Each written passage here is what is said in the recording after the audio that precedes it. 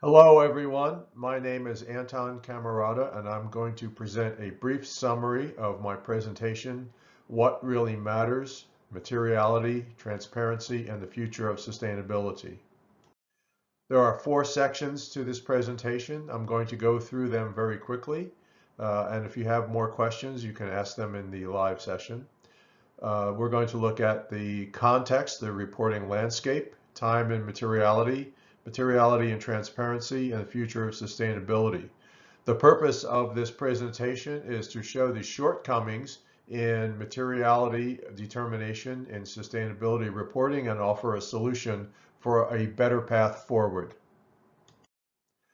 There are a lot of companies producing sustainability reports. As we can see, 90% of the Standard & Poor's 500 companies are publishing sustainability reports in 2019.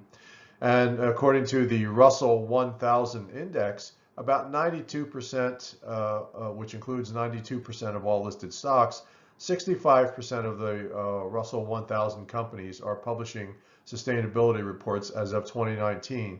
So sustainability reporting is a very widespread practice. 80% of companies worldwide are currently reporting on sustainability. And of the largest 250 companies, 96% are generating sustainability reports. You can go through and read this information later. I'll provide a set of these slides. But there are 5 major frameworks: GRI, SASB, IIRC, CDSB, and CDP. And they're all beginning to work together to produce an integrated framework for reporting. One of the core problems in reporting is determining materiality. What should be in these reports? In the past, accounting materiality has been a principle and a set of criteria that required reporters to produce reports that included significant impacts for investors. However, in the world of sustainability, the sustainability materiality is very different. It requires reporters to produce reports that include significant impacts for stakeholders. However, the current standards do not provide sufficient guidance for determining what really is material and what should be reported for stakeholders, primarily because they're not stakeholder oriented. You can see this in the results of a GRI materiality matrix that was produced by the United Parcel Service. It has a number of flaws. The issue inclusion thresholds are missing. There's just not a clear set of criteria to determine what should be included. Probably the most egregious error is that this particular approach, this matrix, imputes a quantitative, technical, rational perspective to manage stakeholders, when in reality, stakeholder management is a qualitative effort. So taking a stakeholder perspective is really the key to addressing the gaps in literature and the gaps in the current reporting standards for determining materiality. Transparency must first be established at the stakeholder level in terms of who are the stakeholders, what's important to each stakeholder, and how is that relationship going to be managed. The first criterion that determined how the stakeholders are sorted is whether they are tightly coupled or loosely coupled. And the tightly coupled stakeholders are the ones with whom interactions are frequent, they're significant, and they happen in a relatively short period of time. The communication loop is very short in terms of feedback and actions.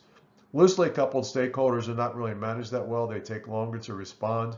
The coupling is looser, there's less control, and they are not as directly involved in the day-to-day operations of the organization. There are 3 criteria that I am proposing to replace the current reporting criteria for materiality.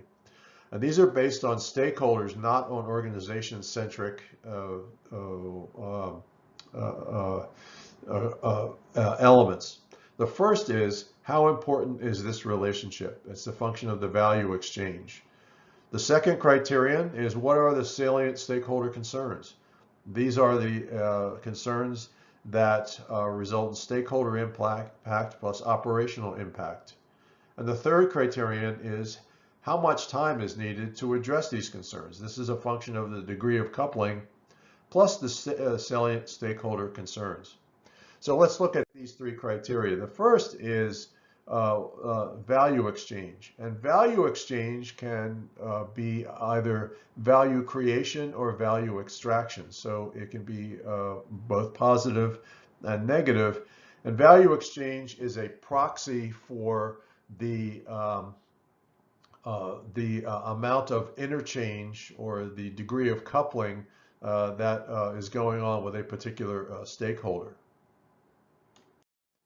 The second criteria is salience of concerns. And the way we determine salience is by a reference to the reporting elements as described in the GRI standards. There are a number of these that I'm showing you. This is just an example.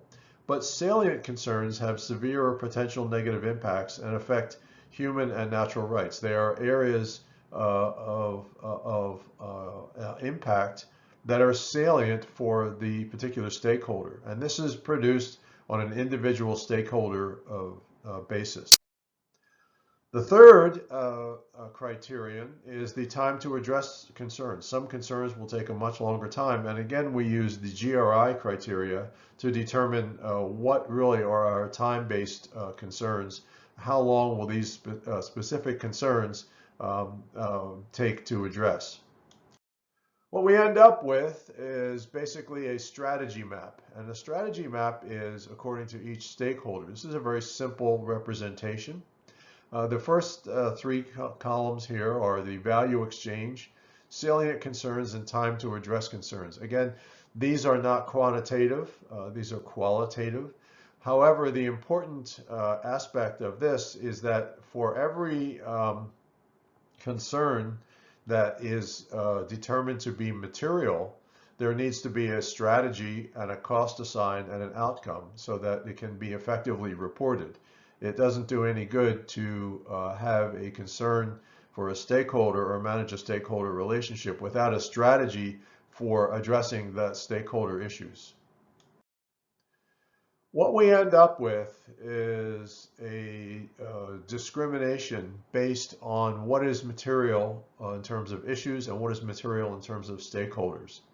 On the right, we can see that an organization has a total set of social, ecological, economic, political, and technological stakeholder impacts.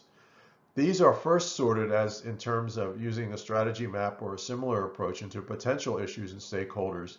And finally, after a material issue is determined for each stakeholder, these are listed. So we can see that the material issues and stakeholders are a subset of the total impacts, but they are selected according to rational criteria.